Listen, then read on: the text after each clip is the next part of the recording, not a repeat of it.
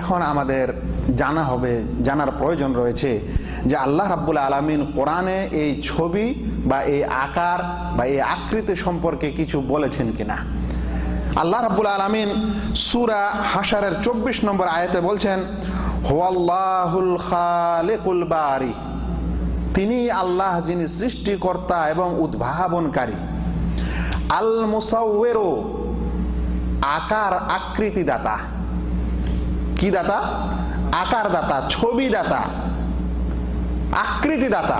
আল মুসাউওয়ির, সূরা থেকে, যিনি ছবি দিয়েছেন, আকৃতি দিয়েছেন, আকৃতি দাতা। লাহুল আসমাউল হুসনা, তার রয়েছে সুন্দর সুন্দর নাম। ইউসাব্বিহু লাহু মা ফিস সামাওয়াতি ওয়াল আরদ, তার তসবিহ পাঠ করে যা কিছু জমিনে ও আকাশে রয়েছে।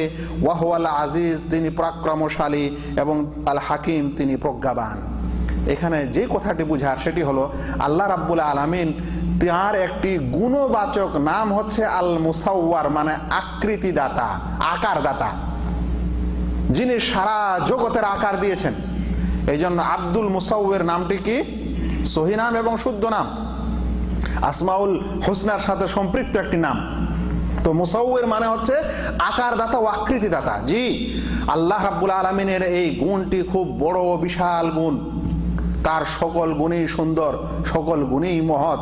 কিন্তু চিন্তা করেন আল্লাহ রাব্বুল আলামিন পৃথিবীতে কত শত শত নয়, হাজার হাজার প্রকারের প্রাণী তৈরি করেছেন, আর কারো সাথে কারো আকারের মিল নেই।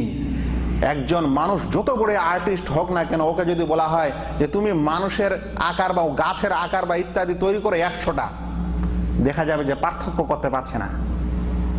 কিন্তু আল্লাহ রাব্বুল আলামিন পৃথিবীর শুরু থেকে নিয়ে এখন পর্যন্ত যত মানুষ তৈরি করছেন, দেখেন তো কারো আকারের সাথে কারো মিল হচ্ছে নাকি?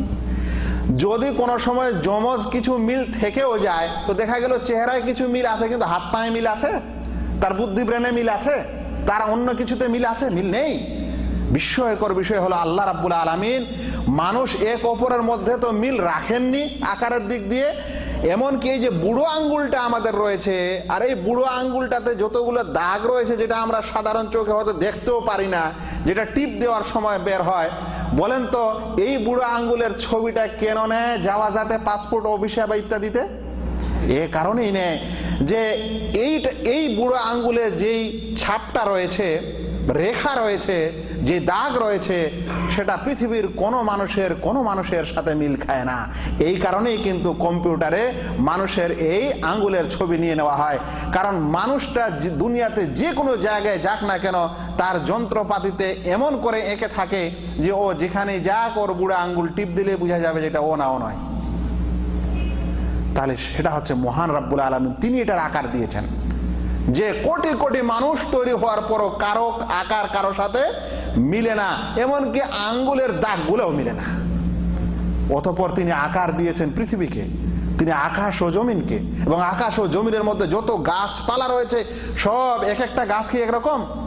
আমের গাছ কি জামের মতো? কলার গাছ কি লেবুর মতো? তাহলে এগুলোর আকার দাতা কে? আল্লাহ রাব্বুল আলামিন যে সকল প্রাণী তৈরি করেছেন, উট এক ধরনের, হাতি আরেক ধরনের, গাধা আরেক ধরনের, ঘোড়া আরেক ধরনের, বাঘ আরেক ধরনের, বিড়াল আরেক ধরনের, বলেন তো কারোর সাথে কারো মিল আছে কোনো প্রাণীর?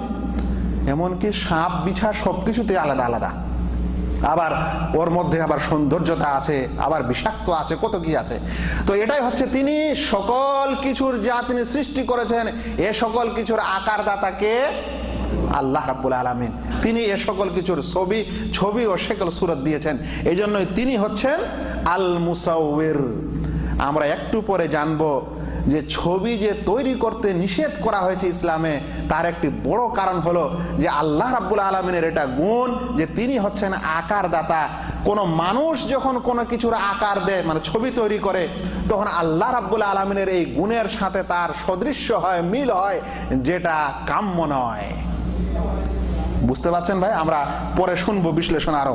তারপরে শুনেন আল্লাহ রাব্বুল আলামিন আরো বলছেন, ওয়ালাকাদ খালাকনাকুম সুম্মা সাওয়ারনাকুম, আমি তোমাদেরকে সৃষ্টি করেছি এবং তোমাদের সূরত দিয়েছি, মানে আকার দিয়েছি। আল্লাহ রাব্বুল আলামিন আরো বলছেন, হুয়াল্লাযী ইউসাউবিরুকুম ফিল আরহামি কাইফা ইয়াশা, তিনি আল্লাহ যিনি তোমাদেরকে আকার দান করেন মায়ের রেহেমে, মায়ের গর্ভে, যেমন তিনি চান। এই কারণে এ সকল কিছুর তথ্যের ভিত্তিতে আমরা বলতে পারি যে আল্লাহ রাব্বুল আলামিনই হচ্ছেন আসল কি আকার দাতা, ও তিনি হচ্ছেন মানুষের ছবি দাতা। আর এটি হচ্ছে তার একটি সিফাত, এটি হচ্ছে তার একটি গুণ, যেই গুণে যেন মানুষ কেউ শরীক না হয়, তার সদৃশ্য যেন অবলম্বন করার কেউ চেষ্টা না করে।